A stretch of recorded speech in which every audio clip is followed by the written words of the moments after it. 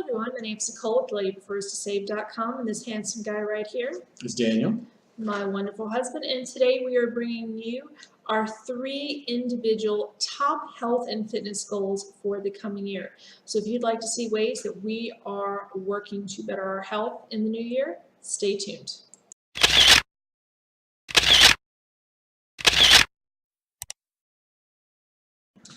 My personal fitness goals, the things I want to do, are 3 things I'd like to have accomplished by this time next year. The first thing is to get a consistent routine down, something that I can stick to week in, week out. That way I'm doing consistent workouts and getting towards the other 2 goals, which I'd like to do. The second goal I'd like to get to is when I was in the Army, we ran everywhere. It's one of the reasons why I'm a big New Balance fan, just because I had to run all the time.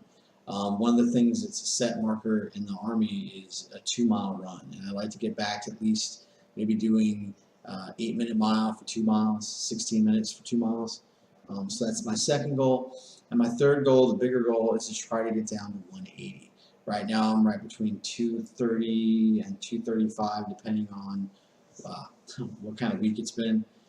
So if I can get down to 180, at least as close as I can in that year, I think I'll be making some pretty good progress. And for you, baby? My goals are a little bit different, but they are geared more towards me working and being an at-home mom and wife and blogger and influencer and so forth. So a few of my things revolve around time, and the first being I would like to make a priority in the coming year. I am setting the example of priority that I want to have a morning workout before I have my morning shower as part of my morning at-home routine. I have already started, with the help of this one here, to turn our 3rd spare bedroom into a gym. And in that we have the beginnings of a workout area by way of a weight bench, to which we will be adding dumbbells and medicine balls and some other things to that. And we also have my treadmill, and I also have a balance fit bar that I can use to do some yoga and Pilates on the bar, and so we have the beginnings of a little workout studio in that room. So I want to put it out to have a 30-minute session each morning in my home gym. I also want to commit to having a nightly 30-minute walk, as well as a morning 10 to 15-minute walk, depending on what we can spare in the mornings, with our dogs. So the dogs will go on both the nighttime 30-minute routine and the morning 10 to 15-minute routine. And the reason I'm making the morning routine a little bit shorter is because the majority of the year here in the Deep South, it is blazing balls of hell, and so you kind of don't want to be outside in the mosquito-infested heat, and so we want to get out there, we want to get a quick, brisk walk in, and then at night when it's cooler, we'll be able to enjoy that more. And then in the cooler months, in the evening, while it is cooler, we also get the variable extension of seeing some really pretty sunsets, to go on perhaps some scavenger hunts in the neighborhood, to get the whole family involved, and so that's something that I really am interested in doing. So I will be, number 1, making time for my at-home gym as well as my walking schedule. I'm going to kind of put the 2 of those into one. So daily exercise, check. The second thing I want to do is to, I'm going to turn it around here, is to work on my Fitbit. I got a new Fitbit for the holiday season. It was my one big splurge item, and so every day I want to make that 10,000 step goal. I have thus far made it to yesterday. I got to 7,600 steps, and that's without going outside because it has been so cold, blistery cold here, and so that's why you've been seeing the hats and the sweaters on in the house and some videos. We like to keep the heat low for cost and kind of just bundle up a little bit during the day. And so that is my second goal, is to just get up and moving and make a point of not taking the elevator, but taking the stairs when I go places, or to, put a few extra steps into vacuuming to make sure that I am instead of waiting to take out something to the recycling bin as a whole, I'm going to make that extra point of taking each individual item out and getting those few extra steps in every day. So that's something I definitely want to do, is to be able to get all 10,000 steps every day with my Fitbit Charge 2. And my third goal in terms of health and fitness for the upcoming year is to be consistent in my meal prep and meal planning. And by that I mean, for me, I know that major weight loss does not necessarily come from either heavily working out or adding in activities. It actually, for me, is a lot of food based. A lot of nutritionists will actually tell you that 70 to 80% of weight loss is your food. And so for me, I want to be uber consistent in my meal prepping each Sunday in terms of having breakfast, lunch, dinner, and snacks set aside, having food prepped, food ready to go in trays, ready at a moment's notice, because I have a really bad habit. If I want a snack or something, I'll say, hey, Daniel, do you want to get this? And instead of splurging and going out or doing whatever, we need to have things ready, and that's what we're going to go to. It's money that's going to be budgeted into that food, into that produce, into that snacks, into any baked items, and I want to be a lot more intentional with what I am putting in my body. As you know from my channel earlier this summer, I was able to try out personal fitness foods, and I also had a series on my blog, weeks 1 and 4, that I'll link below. And so I want to kind of emulate, minus the meat intake, I want to emulate the veggie aspect as a vegan of that diet. There was a lot of really great produce. It was lightly seasoned, really delicious, easy just to throw in the microwave and quickly steam. And I think I should be able to easily replicate the protein aspect to those meals, and so I should be good to go in terms of that. I also want to make sure that I'm having healthy snacks on hand, snacks that are under 100 calories that I have available. Some days I only want 1, maybe I want 2, but to be able to do that. I don't really want to count calories this year, although I have a personal goal in the back of my head that I'd like to consume less than 1,600 calories a day. But if there's some days that I go over, that it's okay. I'm not going to be hard on myself.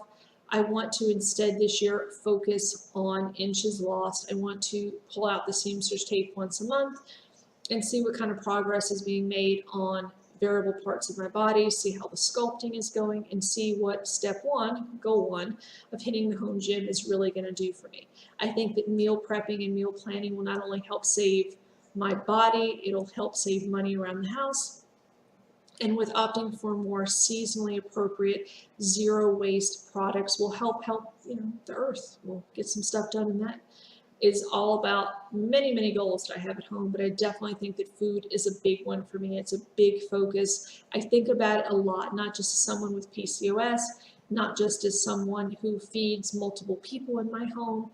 It's also something I think about in terms of my journey to being and maintaining living debt-free, of being a minimalist, being zero waste, and being an overall as non-consumerist as I can be, to being more intentional with my living as I can be. And so that's kind of the direction that I want to be moving in.